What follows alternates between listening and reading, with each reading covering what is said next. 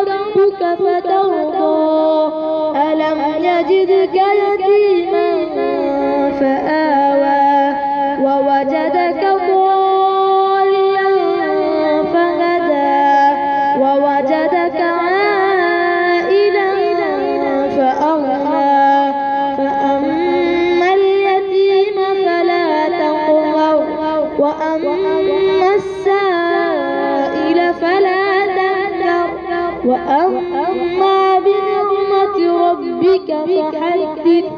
صدق الله